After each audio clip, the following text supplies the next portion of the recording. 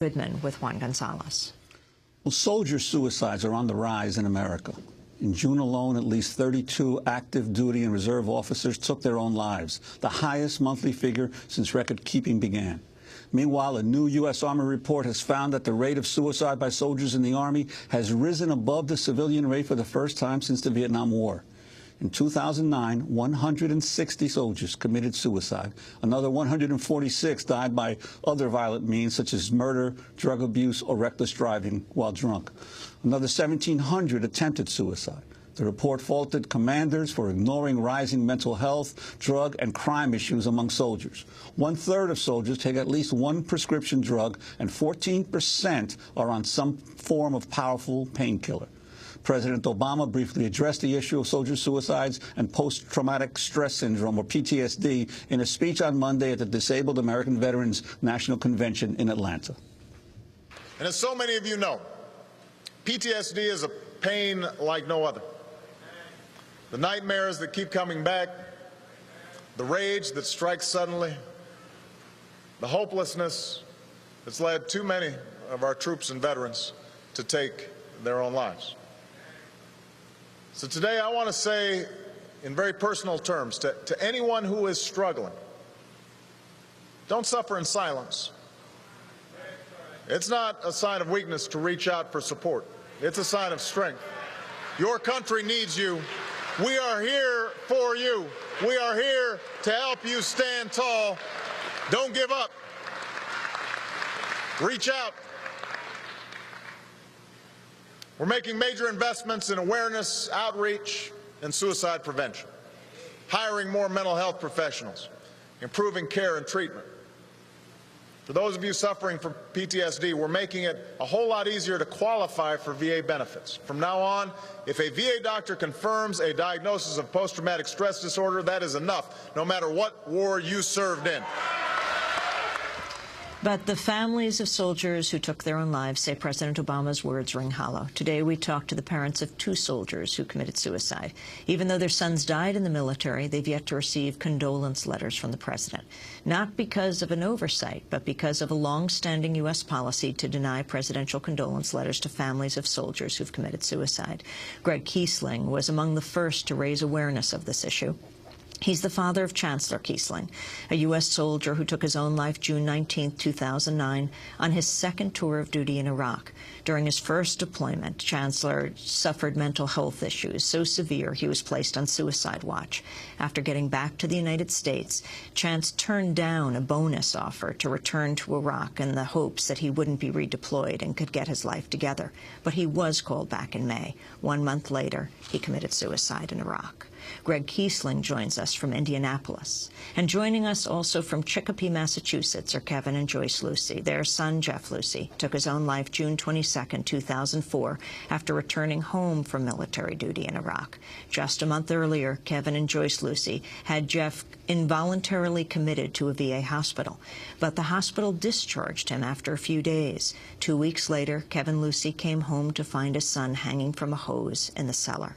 Lying on his bed were the dog tags of 2 unarmed Iraqi prisoners Jeffrey had said he was forced to shoot.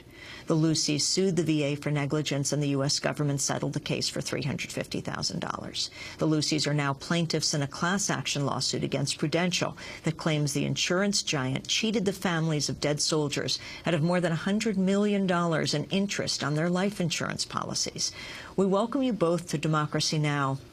And I don't think giving condolences, even though it is 6 years later and 1 year later, we can ever give too many because of the sorrow of losing your child. Gregg, I want to begin with you in Indianapolis. We spoke to you several times, along with your wife, about Chancellor and about the fact that you have not gotten a letter of condolence from President Obama. What were your thoughts as he gave that speech to the disabled veterans of America? Well, I think the most important thing is that when he says that it is not a sign of weakness to seek help, but for a soldier who does not get that help and does succumb to his illness, it is a sign of weakness. The president considers it a sign of weakness because he will not write a letter of condolence. So I think it's hypocritical to say, seek help. It's not a sign of weakness when it's still it's acknowledged as a sign of weakness by the fact they will not acknowledge the family left behind. Quickly, if you might, if you could tell us, we described briefly, but about your son, about Chancellor Keesling. Chancellor Keesling was a good soldier. He signed up for the military, the Army, in 2003 when he was 18 years old. He was still in high school. He was caught up with the patriotic fervor that was going on after 9/11, and he wanted to serve his country. His first deployment, he was married. His marriage broke up, and that was a very traumatic experience for him, and he decided to leave the military. And he decided the war in Iraq was not what he thought it was going to be when he signed up in 2003. But he was a good soldier. The investigation into his death showed that he was the head of physical training for his unit. They all loved him. They were completely shocked and taken off guard that he died this way. His unit just got back in April, and Chance was the only soldier who died with the 961st Engineering Brigade. And the problems that he encountered during his first deployment and being put on a suicide watch, what the discussions that you had with him after his first deployment and his state of mind and the things that he was going through, if you could talk about that. Well, I think when he came home, he began to get very healthy again. His marriage had broken up, and he began to move on with his life. But I think he had made a decision that the Army was not for him any longer, and he wanted to get into civilian life. But of course, when you sign up for a 4-year enlistment in the Army, it includes a 4-year commitment to the reserves. So he turned down a bonus to be deployed earlier because they needed soldiers, and because he said he did not want to go back and was not prepared to go back. And when he finally got the call to return, we had great discussions about whether other options that he could use. We even talked with him about going, and because he was working with the VA and going to his commanders and going to his leaders and saying, you know, I've got this mental health issue, I can't go back. But Chance told us that it would be a complete waste of time to do that because they would think he was just trying to fake it to get out of being deployed back to Iraq.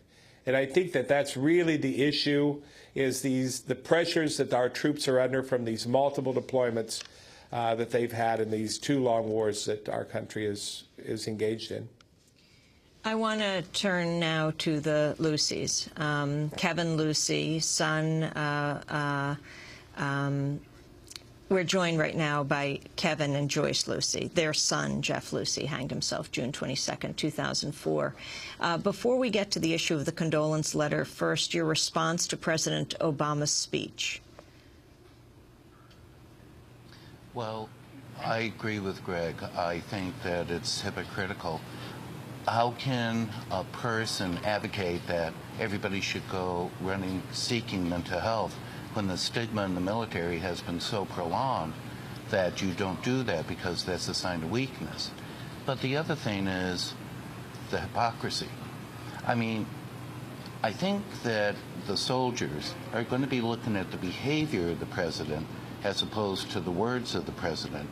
And if he will not extend condolences and acknowledge the suffering of the families, because these are from hidden wounds, then I'm sorry, but I don't put any weight on what the president has said in this matter.